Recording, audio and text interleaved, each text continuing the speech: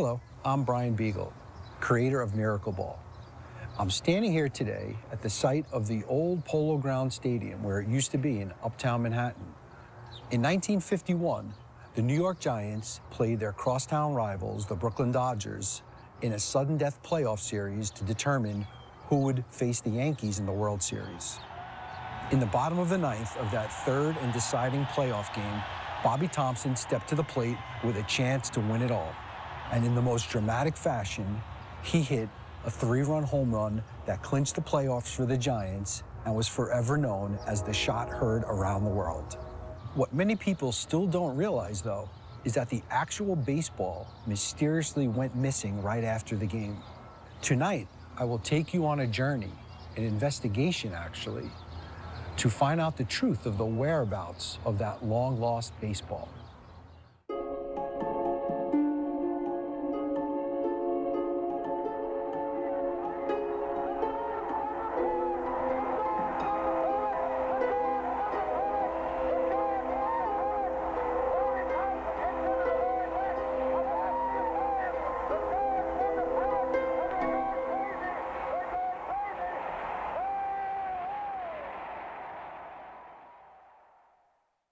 It would be a heck of a story if you could somehow prove you've got the ball Bobby Thomson hit off Ralph Branca that day. It's a hell of a story. Over the years, several people have claimed they have the Thomson ball. It's the missing link between baseball's past and present. Valued at $3 million, if found, it will be a monumental moment in the world of sports. In 2004, Leland's auction house offered a $1 million reward to anyone who can prove they have the long-lost treasure. Several people stepped forward. One of them was my dad. That's where this story begins. Could I say anything I want? Yeah, just mark it. Well, it's a strange story. About 15 to 20 years ago, I was in a thrift store in Long Island. They were putting merchandise out, and as they was putting it out, something caught my eye, a baseball. It was an old baseball, and on it I saw certain autographs that it caught my eye. It was Willie Mays, Magley, Bobby Thomson. So I figured I'll buy it, I'll bring it home, and just keep it in the house and forget about it. Till one day, there was an article in Beckett's magazine by Josh Evans, who was the owner of Leland's, claiming if anybody has the shot heard around the world with a Warren Giles name on the baseball, please bring it in because we can get up to $1 million. Excited to present his $1 million baseball, my dad anxiously brought it up to Leland's. But according to owner Josh Evans, the ball required an official stamp of League Commissioner Warren Giles, which was in direct conflict with what was marked on my dad's baseball. I claim Fort Frick's name should be on a baseball to be authenticated. Let anyone that knows baseball, anybody, tell me the Fort Frick was not commissioner and president when that shot heard around the world was hit. You tell me to my face. The first thing is it has to be a 1951 ball, so it has to have the president of the National League, Warren Giles, on it, and then it has to have a certain type of red stitching on it. Then it has to have a look to it. It has to have the tone of a ball that was used in a game. Balls are rubbed up, you know, in the beginning of the game by the umpires. It has to have that certain look, but that's not enough. I'm sick and tired of what's going on here. I say there's a reason, there's a cover-up. I don't know why. It has to have that oral history or that written history, that it comes from that event. You ever see that movie, Injustice for All, with Al Pacino? I want justice. Damn it. Now you look at this ball.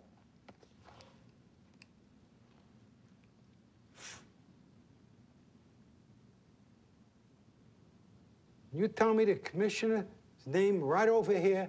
You can see Willie Mays' rookie year and the ball players that I mentioned. This is the ball, the shot heard around the world. I don't care what anyone says. My dad wasn't the only one who believed he had the $1 million baseball. Two other gentlemen were in the running to collect the reward: Steve Fader of Queens and Bill Moore of Connecticut. In the end, Leland's would have to decide whose ball to put up for auction. My uncle was, he had gotten tickets to the game, and that was where he sat all the time, was in the left field stands. It was kind of like overlooking the left fielder, and he was at that game, because when he came home, I mean, I remember like it was, I mean, it's 55 years ago. I can't believe it's that long ago. But he was a kid. He was just a kid again. He said he caught the ball. There was a mad scramble for the ball. It really wound up on the floor. And he scooped it up. And the next day, he had all these people. He showed me all these people. They were all starting the baseball. You know, I mean, Willie Mays and, I mean, all these people individually signing the ball. Bill Moore declined to come on camera, but he was the focal point of a daily news article by veteran columnist Vic Ziegel. Mr. Ziegel has been following the mystery of the missing Thomson ball for almost 3 decades. People came forward. There's something about $1 million that makes people come forward. And one guy came forward with a ball, an old ball, misshapen, and he brought it up to Leland's. But there was no certainty it was the ball. It was a ball. Was it even a ball from the game? Well, how do you know? Just because some guy wrote on a ball it had the right date, so they put the damn ball into their book and said, we can't authenticate this, but we do believe it was a ball from the actual game, by God. And it sold for, I believe, in the $50,000 to $70,000 range. Why didn't he sell my ball? Why did he sell that other man's name, Bill Moore, not mine? Could you answer that for me? All he had was a freaking thing written on it, shot, heard around the world, that my 7-year-old grandson can write right now. He says the ink was authenticated. Fine. I'll go downtown to a pen store, I'll buy the ink, I'll give it to my grandson, and let him write, shot, heard around the world, 1951. Well, the best ones are everyone that has a 1951 Giants signed baseball believes they have the Bobby Thomson ball. And we had one gentleman who would not take no for an answer. And we would just say, look, we're not comfortable with this. There's nothing behind it. There's no provenance. There's nothing besides the fact that the ball is signed. I don't know what makes him say he's a curator. I could say I'm a curator. You don't have a license. You don't go to college. You don't get a degree. Why does he say he's a curator? Fine, I'm a curator.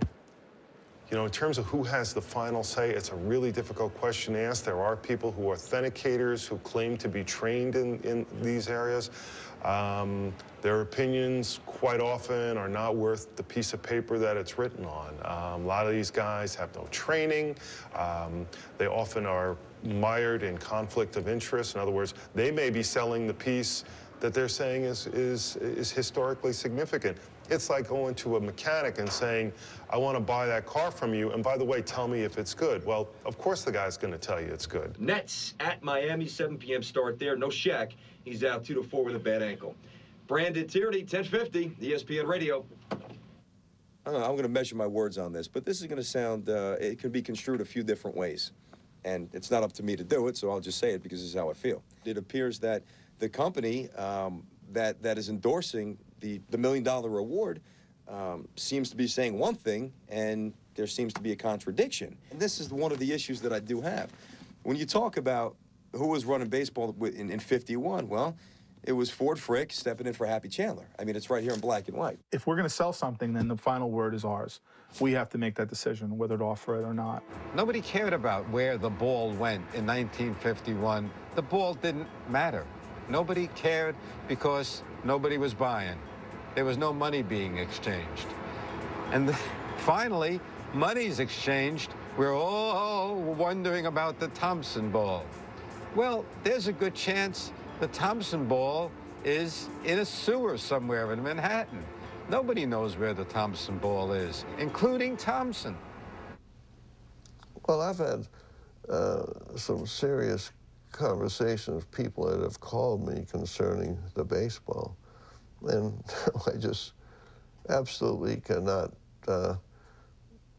take that seriously.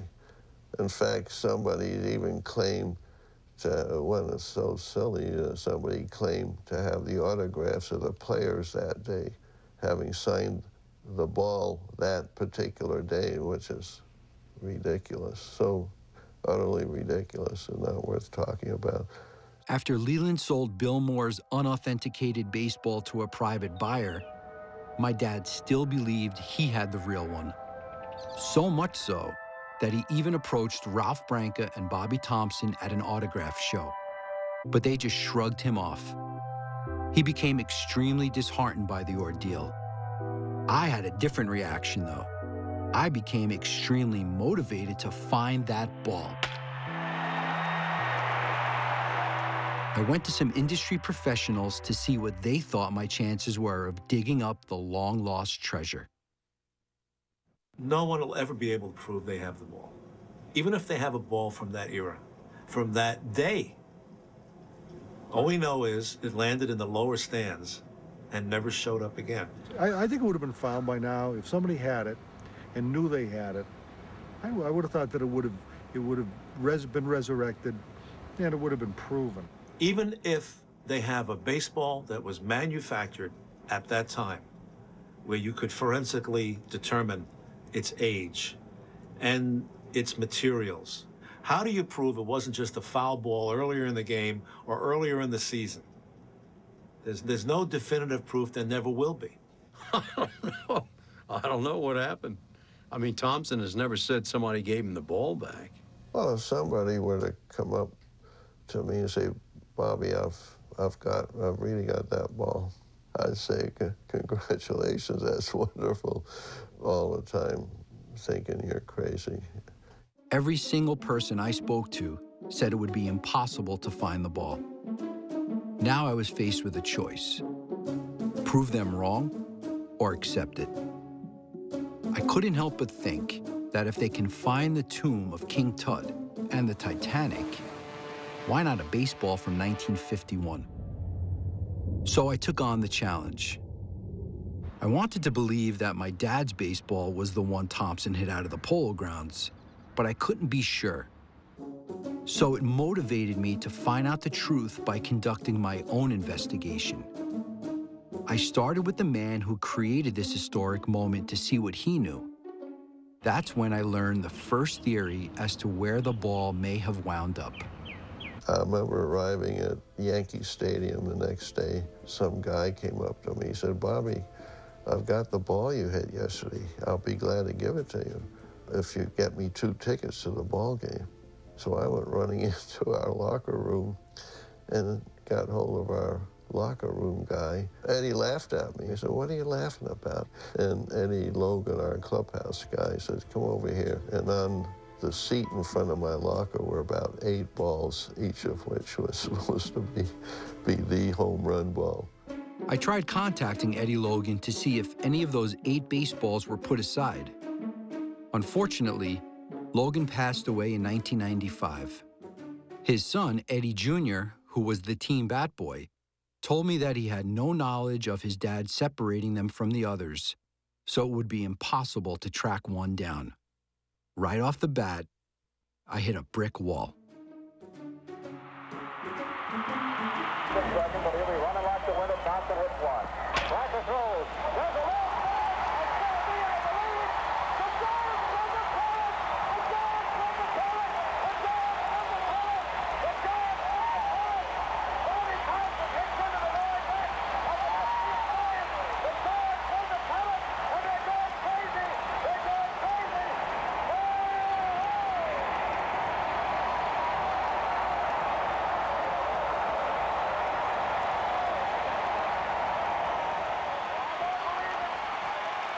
Since that miraculous home run was hit in 1951, it's been woven into the landscape of American culture.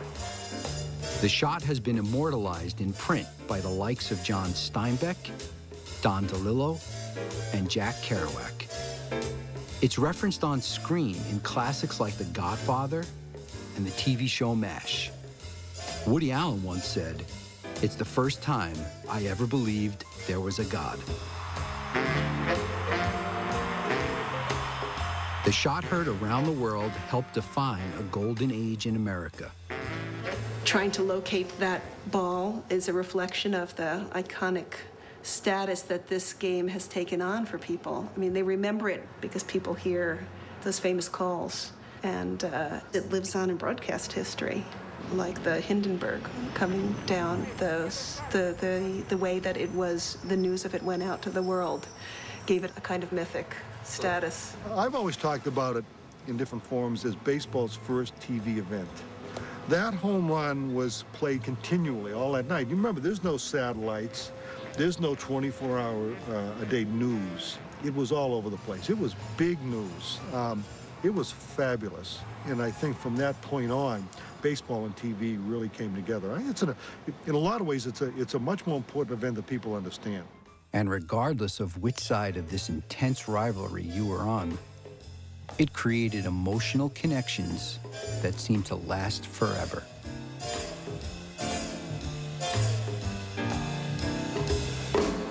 When he hit that home run, my heart went right out of my chest. We were destroyed, really. Oh, couldn't sleep. Nobody, no Brooklyn fan, I don't think, slept that night. I didn't. This is the cemetery where Jackie Robinson is buried. Once in a while, I like to stop and just pay a little homage to the man, because he did bring us a lot of joy. Thomson's home run is it. It's the Magna Carta. It's the Constitution. It's #1. It was, to that point, and for a couple of years afterward, the happiest moment of my life, the Thomson home run. And as long as the stories of the game are told, Bobby Thomson will be remembered. I mean, he will live forever because of that home run. Few moments in sports history have transcended time like the Thomson home run. So how is it possible that the most precious artifact from the most famous game could still be missing? Realizing that if I would have any chance of solving this great mystery, I would need the help of some true professionals. I assembled a small team of forensic detectives, crime scene investigators, and photo experts. I paid several visits to them, hoping they could help me find some clues. I provided them with the only evidence I had, a few black and white photos from the game, which shows the general vicinity where the ball landed in the left field stands. Let's take a look at that one. Okay. Okay, this is that left field photograph.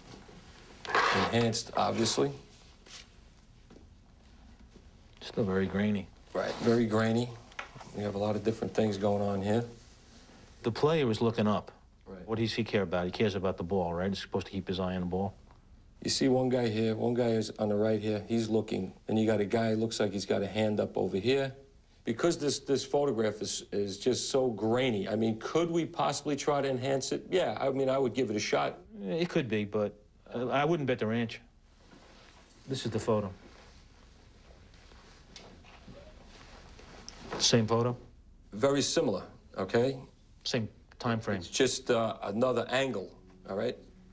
Now, wait a minute. Here's a very amazing picture here. Where's that hat? Very. You might be able to pick the face out of this better. See now, right, a lot clearer. See if you can see some of the same people.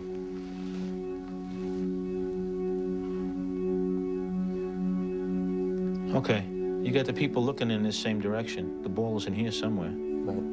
You got these folks looking back. Why would they be looking back except to see some type of ruckus? See somebody, maybe somebody's fighting over a ball, maybe somebody's trying to get the ball. Down here in this spot.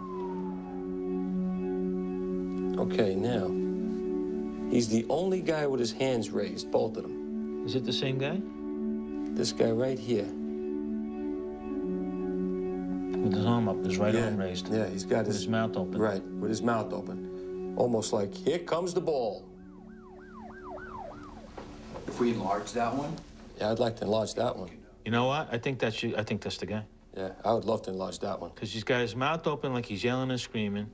He's got both his hands up in the air. He's in the right area. He looks like he's got some type of he's got something on his left hand. Don't know what I'm thinking it could be a baseball glove. I'm thinking he's got the ball. I think he's holding it up and he's pointing to it. That'd be amazing, right? All right, look at him. Yeah, you see something? Look at both his hands. Look at his left hand. Yeah, he's got something in his left hand. It's very intriguing. Either he's got a really big left hand or he's got a glove. Okay? Now, do you see the white mark there? I see a white mark. Do you suppose that could be the ball? Excited that I now had a tangible lead to follow, I wanted to confirm it with a second source. I brought the photos to a crime scene investigator who worked both World Trade Center attacks, the Wendy's massacre, and the Happy Lands Social Club murders. Now, if I take it, put it under the microscope, what I have here is this gentleman. You can see him now. He really hasn't moved that much. His arms are still up. He still looks elated, still looks jubilant. At this point, either he's caught the ball or the gentleman right there, maybe he's looking to push the guy so he can get the ball. However, I don't see the ball. Thinking they identified the man who caught the ball in the stands, both investigative teams were soon let down because the object in the suspect's hand was rendered inconclusive. There just wasn't enough visual evidence. So I asked them to re-examine the first photo, the one with the outfielder's head looking up. This is the shot that appears to be when the ball is going over him to the stands. I'm treating this the same way as a crime scene where we do a grid search. I'm examining up and down, and back and forth, almost think of like a checkerboard. With that way, you know that you've touched every area. I'm looking at people's eyes. I'm looking how people are looking in that general direction. Everyone's eyes are converging. Something in that area has grabbed people's attention.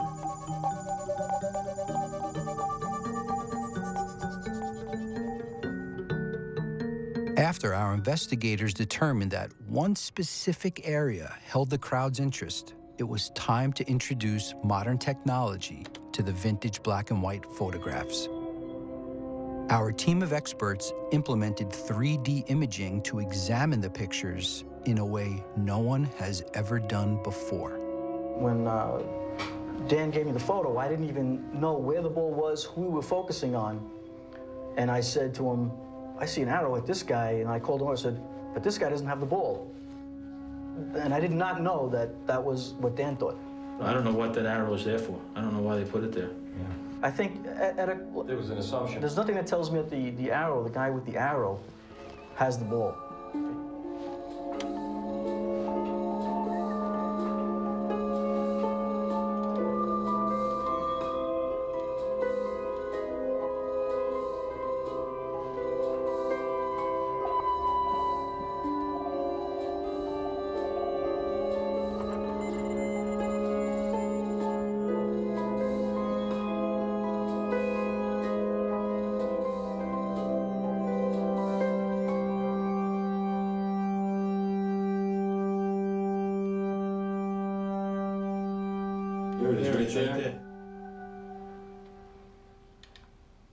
You'll see here it's raised, and also it's a really good indication that this is by itself. It's not part of another person. It's not part of...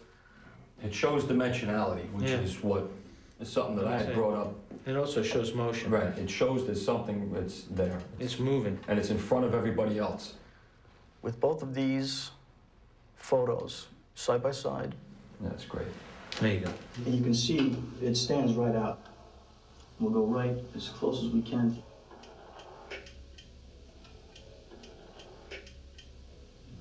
That's it. That's a ball.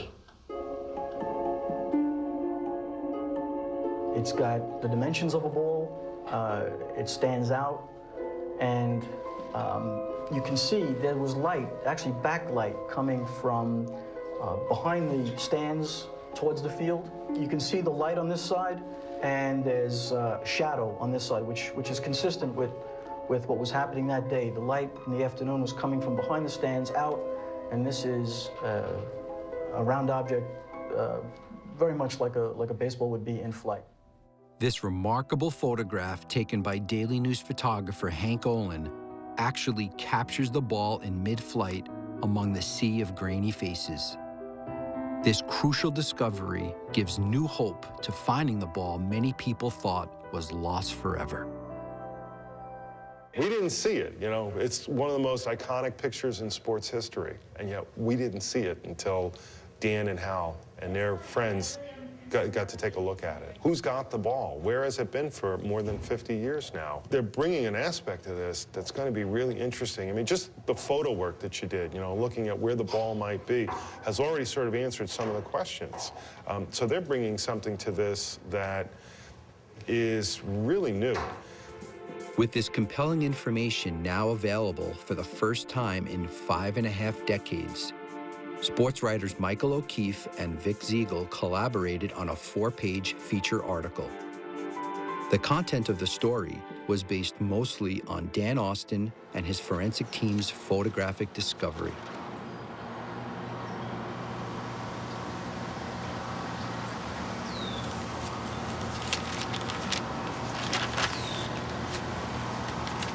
The article that claims that this is the baseball, I don't disagree with. The little fat man here in the picture correctly shows he did not catch the ball. So I don't understand. Why can't this be this ball? Because Dan Austin, super cop, says, what does he say? What does he claim to say? Does he claim to say who caught the ball? No. Is there a person in the stands that he says who caught the ball? No. So why can't I have the ball? What's the difference? Sherlock Holmes. He just claims the ball is in flight. I agree with him. It's in flight, like a bird. That's it. Any person sitting in that area caught the ball. It could have fell on the ground. Someone picked it up. They gave it to their son. Their son passed away. This is 55 years ago. And the family donated it to a thrift store. Isn't it possible I purchased this ball? Possible. Thank you. There's a player on his baseball, autographed there, if you can read his name, by the name of Hank Shantz. He was signed 5 or 6 weeks before this famous baseball game. Nobody ever came forward in 55 years claiming that they have this on the ball. Who could say this is not the ball with all this evidence and proof on it? What Leland's did is bullshit. Some idiot bought the ball for $47,000 for no evidence. Nothing. Nothing's authenticated. Documentarian Brian Biegel has enlisted the help of the New York City Police Department to enhance the photographs. You could help find the long-lost shot heard round the world. And it's worth about $3 million. It's the most sought-after sports artifact that there is right now in the memorabilia world.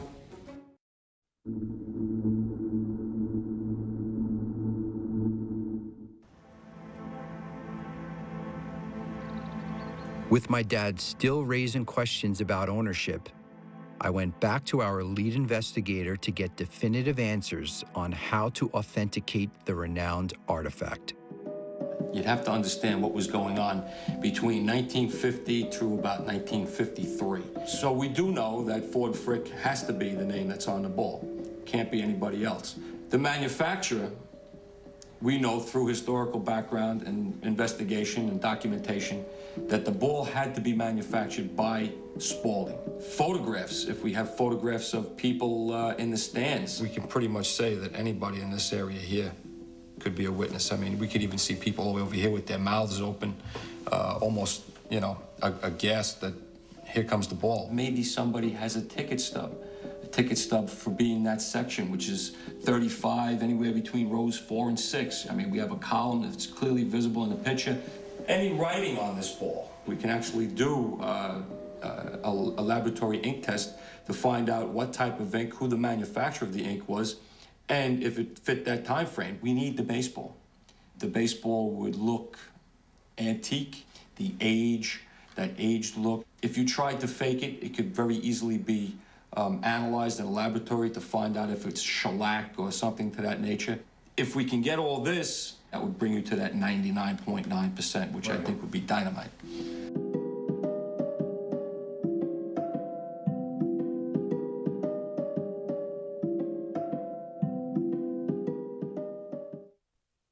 Bobby Thomson hit baseball's most memorable home run, but the ball has never been found. It's the Maltese Falcon of baseball memorabilia, worth a fortune. Documentarian Brian Biegel has enlisted the help of the New York City Police Department to enhance the photographs. You could help find the long-lost shot heard round the world. The hopes are that somebody recognizes a face in the crowd in the general area where we now know the baseball is. It's not presumed anymore. It's now factual according to the NYPD forensics, and it's worth about $3 million. It's the most sought-after sports artifact that there is right now in the memorabilia world. If you believe a friend or family member has the ball Bobby Thomson hit, you can reach Brian Biegel at Tangerine Films. It would seem like proving that that was the right ball would be difficult. They can do it with DNA. They can now test the 1951 ball. There's the stamp of the National League president. Spalding built the ball. Amazing.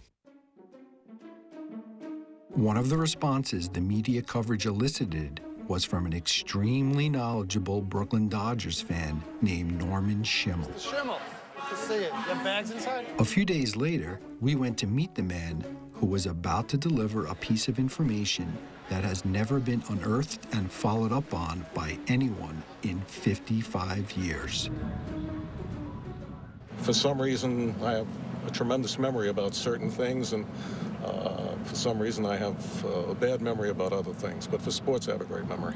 I'm in New York about a week a month, and I saw an article in the newspaper concerning the hunt for the lost ball. And I saw some names in the article who perhaps may be the people that may have that ball. And believe it or not, I remember the book that I read about 50 years ago called Dodgers Days and Nights. But I remember that in that book, reading that 8 months after the shot heard around the world took place, that the author, Tommy Holmes, who was a great sports writer for the Brooklyn Eagle, said that the ball was caught by a woman named Helen Fawn, and I remember that vividly. When this man wrote the book, there was no lore. I mean, the Dodgers lost a pennant. They were lucky to be in the playoff games to start with, but the Dodgers lost a pennant, and it was just a matter of fact that he put into the book, but it was a name I guess you couldn't forget. If your heart was broken, you're not going to forget that name. Mr. Schimmel's memory of the name Fawn was off by one letter. But what he revealed about Tommy Holmes's book provided more insight than I ever could have imagined.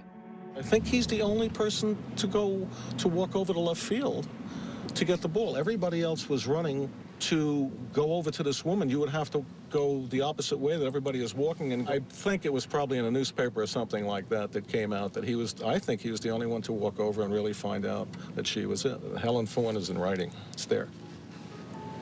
In order to corroborate Schimmel's depiction of what happened in the Polo Grounds, I tried to find a fan who was actually in attendance that day.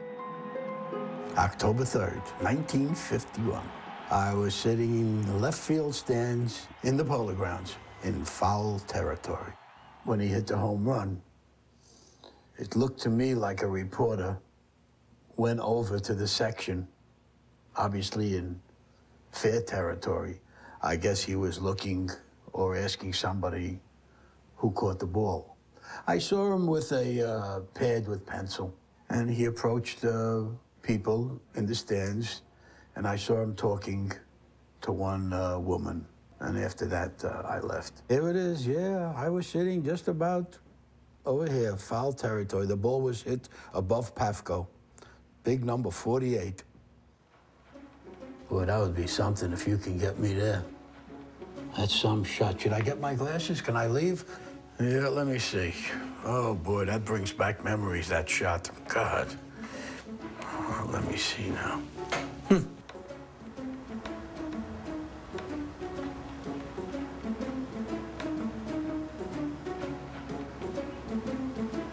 Well, my wife's got good eyesight. Maybe she can...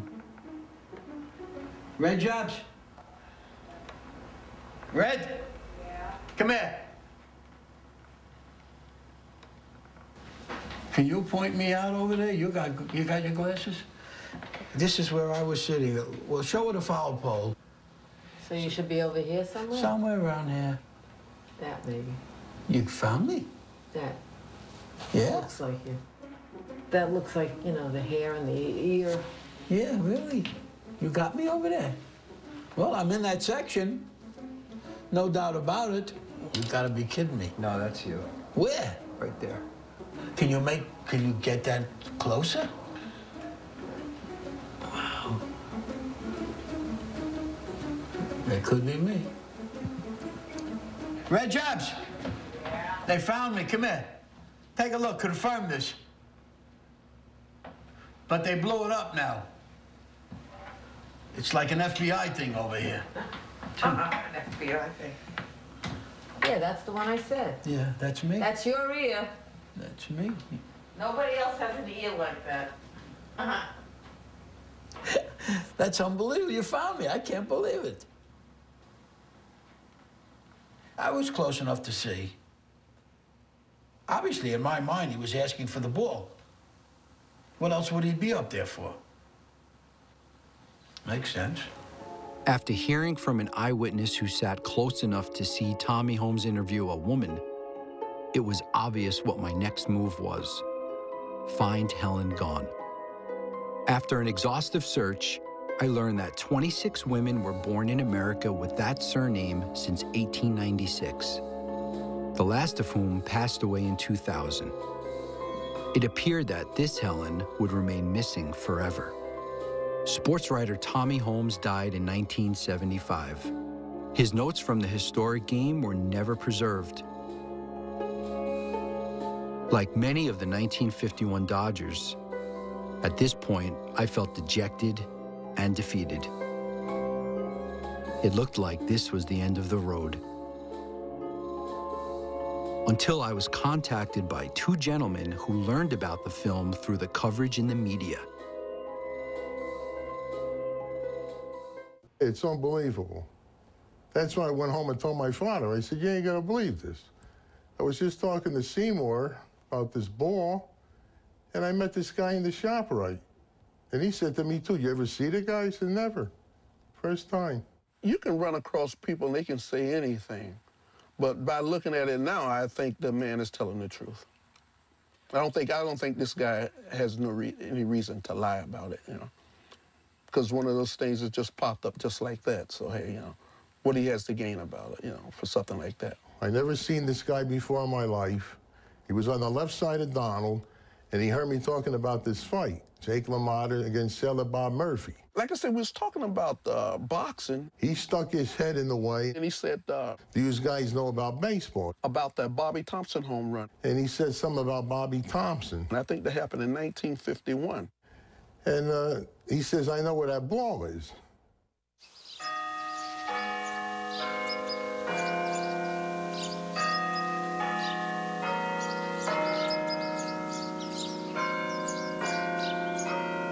Helen. Sister Helen? She's a nun. In a Felician convent. And she has the ball that Bobby Thomson hit. Just came out with nothing and said it. We never got his name or anything like that. This is one of those things, you know, when you're talking and someone would come in and just start talking, and just conversation just picked up like that. He said his wife was waiting for him. He had to go, and he left. And I never seen this guy anymore. Within this time, I've been, to the shop right about at least 10 times since then. The guy's nowhere to be found. His name was Biegel because I don't know where he came from. There's a possibility. Someone could be watching this documentary and, hey, unless the nun is deceased and she's probably left the ball somewhere and maybe she threw it out or something, God forbid, But I think you'll probably end up finding it. There's a strong possibility, I think so. Is it just a coincidence that Helen is also the name of the person Tommy Holmes claimed caught the baseball? And what about this idea that she was a nun? What are the odds of that? I was determined to find the answers to what had consumed my life for more than a year. But the Mother Superior in Lodi, New Jersey was reluctant to answer any of my questions. So I sought the help of a person who could explain why. The question can come up, why have the sisters been reluctant to be interviewed about this or to go on the record in any way? Well, some orders of sisters are commissioned by their charter to be silent. They would view something like this as a very secular question. I knew Mother Teresa. In Mother Teresa, when we were having breakfast one morning, one of the sisters came in and said, Time magazine and People magazine want to put you on the cover. Is it okay? She said, no, no. Enough publicity. We don't need to be published. We need to be faithful to God. Monsignor Hartman encouraged me to continue my quest. But there was one thing I had to take care of first. Deliver the news to my dad. What, are you crazy? Come on, give me a break. You're telling me a nun caught the baseball? Why don't you just say a Pope has it? Or tell me Moses opened up the Red Sea. Come on, give me a break. All right, but this is the only tangible information I have. Okay. Don't you understand? So you're saying I don't have the ball, but some nun has a ball. Who's the nun? I don't know. Where is she? We're looking for her. Who is she? How old is she? What does she look like? You know what the odds are? Maybe 1? 100 million? Should I tell you you're wasting your time? You want to continue looking? Continue.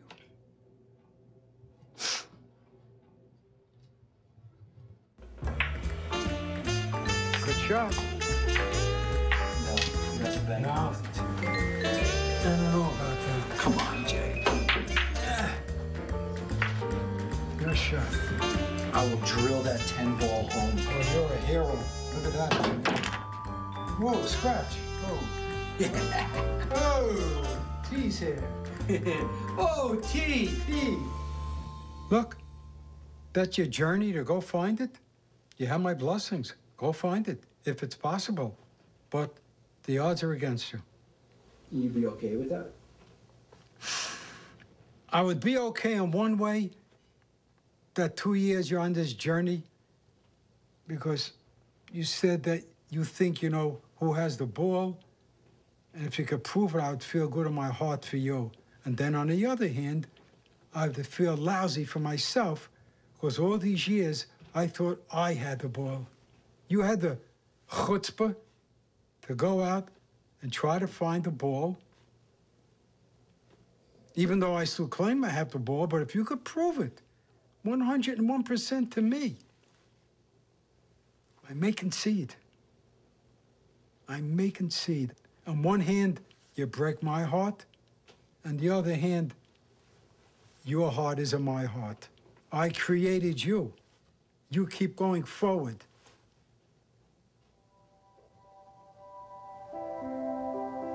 As my dad suggested, I kept moving forward with my search. After several months of contacting Felician convents across the country, a nun up in Buffalo revealed something rather interesting on the phone. There was a sister named Helen who taught school in New York back in 1951. She later moved out west, possibly to New Mexico. Even though her last name was reportedly Hajnaki, I felt compelled to follow up on this very interesting lead.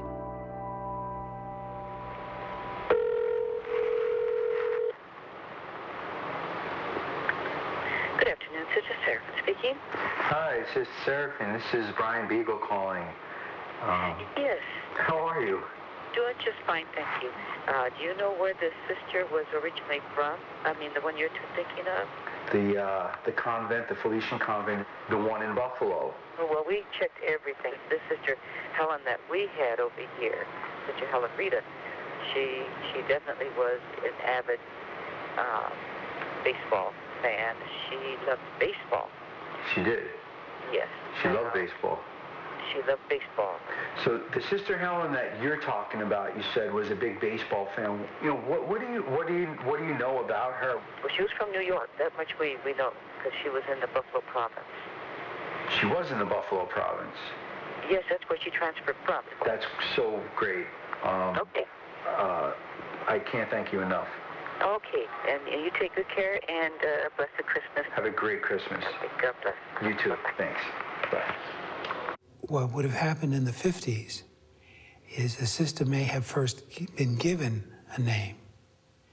And then when she went through, spent a couple of years studying about the order, living the prayer life, actually doing some apostolic work, they might have the opportunity then, as they were fully professed in the order, to choose a new name.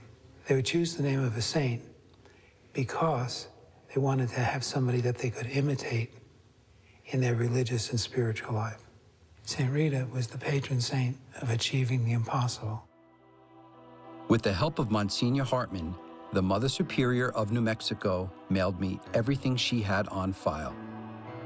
Apparently, Helen did take on the name of a saint, because the record shows that she dropped her birth name, which was indeed Hajnaki. Out of thousands of saints to choose from, why did Sister Helen pick the Saint Rita when she renewed her vows? Was it just a random choice? Or could there have been a deeper, more personal reason?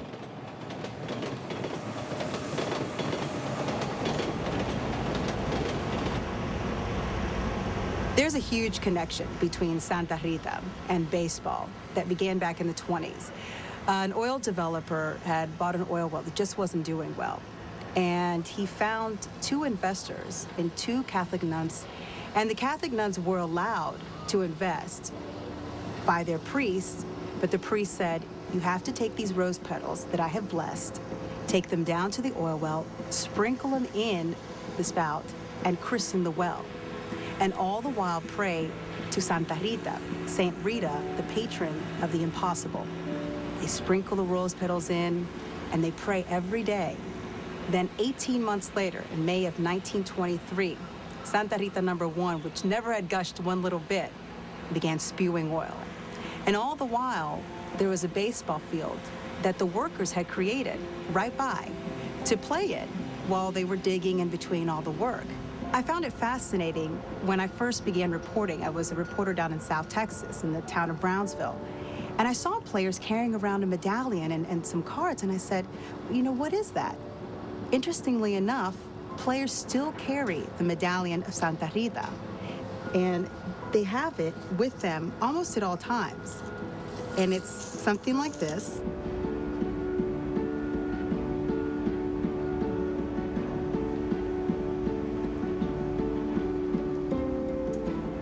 And this one even has a baseball player on the back. It just shows how much of a connection there is between that sport and the idea of maybe finding a little miracle every now and again.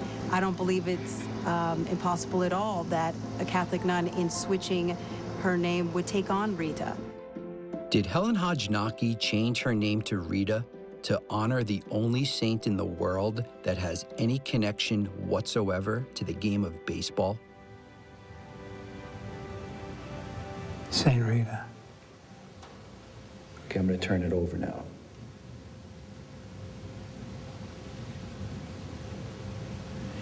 Ah, as a baseball player. I've never seen that before.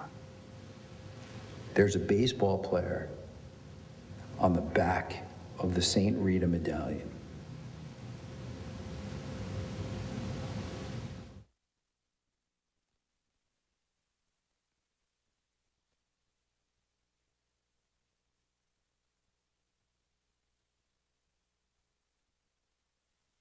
The area in the stands where Thomson's miraculous home run landed is surrounded mostly by men.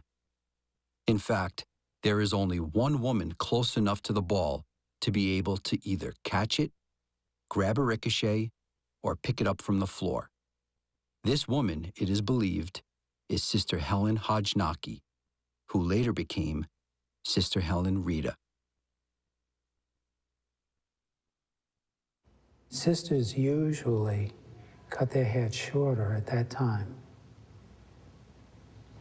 I can see her saying, it's more appropriate for me not to wear the habit as I do when I'm in the convent, but I was come as somebody who wanted to enjoy the baseball game and go home. And so if she went home with the ball, that was fine. But for her to put the ball on the market, her order might say, that's inappropriate. For 55 years, not one savvy New York sports fan has been able to prove they have that baseball. How is that possible? Maybe it's because it was hidden away in a convent for all these years. And because Sister Helen would have jeopardized her standing in the church for being at the game without permission, she had to keep this her own personal secret. Also, she may have given the reporter a wrong last name to protect her identity. One way to verify if this could be true, and more importantly, what happened to the baseball, was to contact some family members. Helen had two biological sisters, Charlotte Hart and Genevieve Kedzior. Both are now deceased. However, each had children of their own. The person with the best recollection of Helen Rita is her nephew, Paul. How old were you when you visited her in the convent in Buffalo? Maybe 10 years, 12 years old. Do you recall where your mom lived back in the early 50s? We were in New York City then. For us to even imagine that she may have been at that game or caught that ball, she would have had to have kept that a secret her entire life and probably never have told anyone. Except the priest in confession. I would imagine that would have been a huge sin of some sort, you know, being out of the convent. But if Sister Helen Rita said you don't tell anybody, that was her own personal shame, then Mom would not have said anything. After your Aunt Helen passed away, who took possession of her worldly belongings? My mother did. It was a shoebox. It's at a dump in Monterey, California. Her closest relative, Genevieve, lived in New York City in 1951. Could our nun have traveled from Buffalo and stayed with her before the game? What about a ticket? If no one was supposed to know she was at the game, who would have bought one in advance for her? The windows were open because they knew they wanted to fill the place. And they were selling tickets for, you know, I got a ticket for 60 cents. It's not like today where you had there were reserved tickets, but bleacher seats always went on sale before the game. In order to prove that Sister Helen Rita is the same person as the lady in the stands, I would need a photograph of her from her days in the convent. The Mother Superior from New Mexico graciously sent me what she had.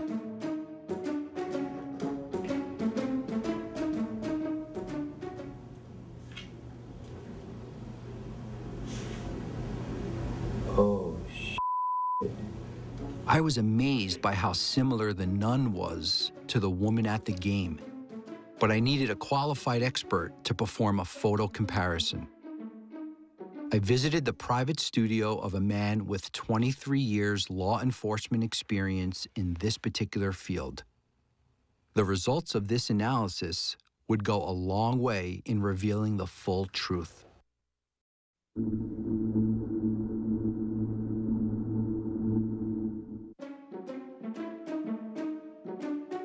We want to see if the proportions of the spectator line up with the proportions of Sister Helen. And that will help us determine if there's a similarity or kind of a likelihood.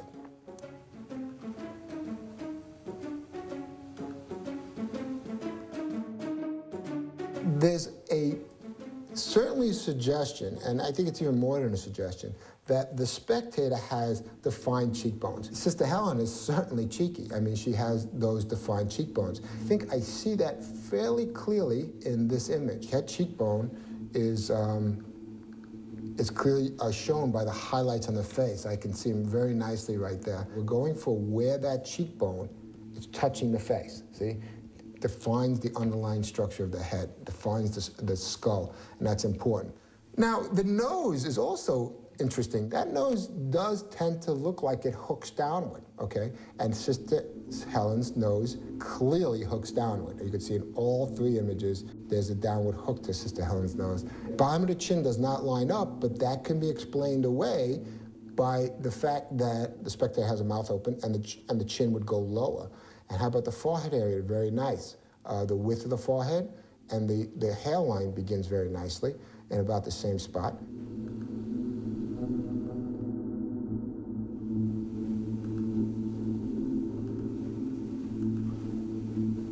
Sister Helen has a defined little chin. You see that chin there? And she has a little bit of a jowl. It looks to me that the spectator in the stands also has that characteristic. I think the strongest characteristic is the shape of the head. The shape of this head is somewhat distinct. There is a similarity between the proportional aspects of Sister Helen and the spectator at the Polo Grounds. This could be Sister Helen there. There was nothing there that told us it wasn't, and there was information there that told us that it could be.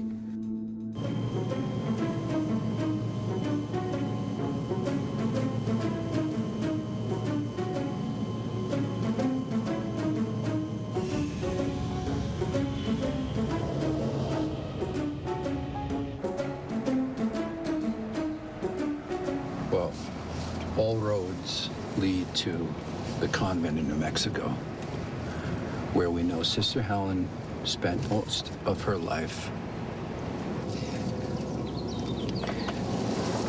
It's not going to be easy, but we're going to give it a shot right now.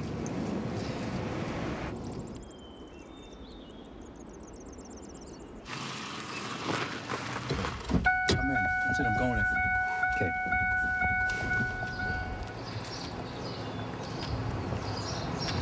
Can you hear me?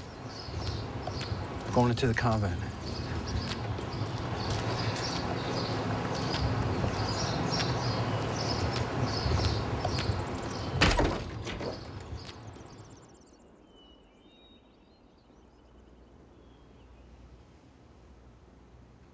What is this for? I've talked to Sister Seraphine on the phone a few times about Sister Helen Rita. Mm-hmm.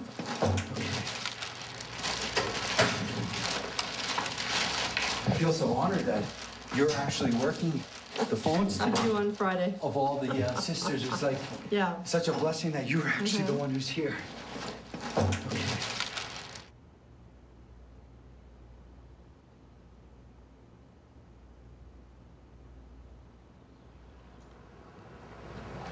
What year is this? 51. The longer I sit here, I think that it must be. You know what I mean? I wouldn't say that it's not.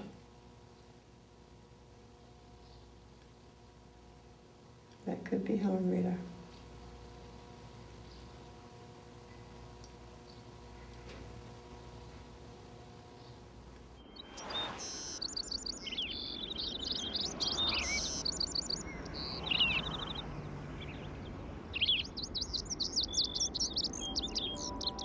I was her superior for just a short time, and then she passed away. I mean, we were together for different occasions. We did go on outings together when I was the superior. And she was certainly in the convent at that time. I remember her listening to the games. She used to go and visit Genevieve. Oh, yes. This is Sister Helen Rita. Yeah, that's her.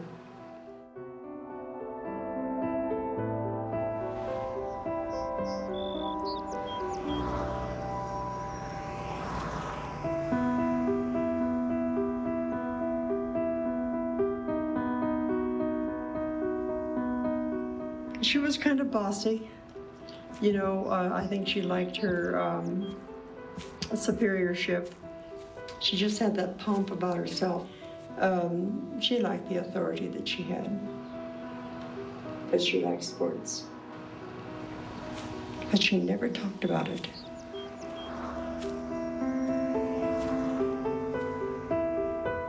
I've come to an end with what I can say. Unless she gave it to one of her students.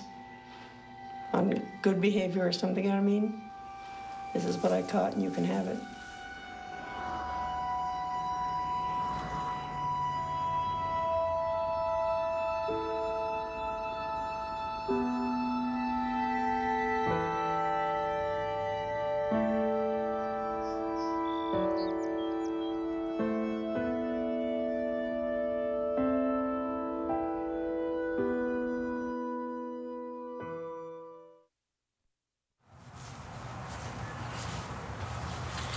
You can read all about Sister Helen Rita and the rest of the details of the investigation in the Miracle Ball book, now available at Amazon and in your local bookstores. Thanks to my dad, who set me out on this mission in the first place, I have now decided to go in search of other lost artifacts from the world of sports.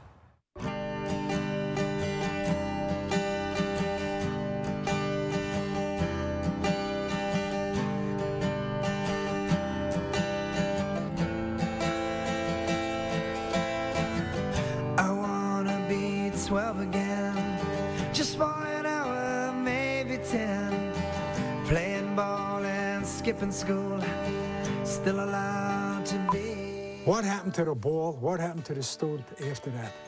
I'd be interested to know. They didn't know the value of the ball.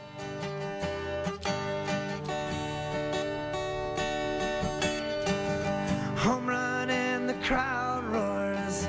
His mind's racing as his... Is it possible that student moved to New York, donated to a thrift store, and I picked the ball up? Heck, maybe I have that same ball. I wanna be 12 again, just for an hour, maybe. So if that's true, the baseball is in the shoebox, it's in the dumpster. What happens to that now?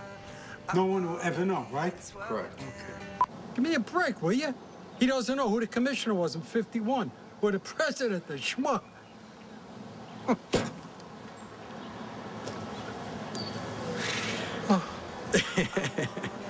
What do you feel like your presence in the film was? I feel I made you a movie. I made you a film. Why? Without me, you had garbage. Where do you go from here?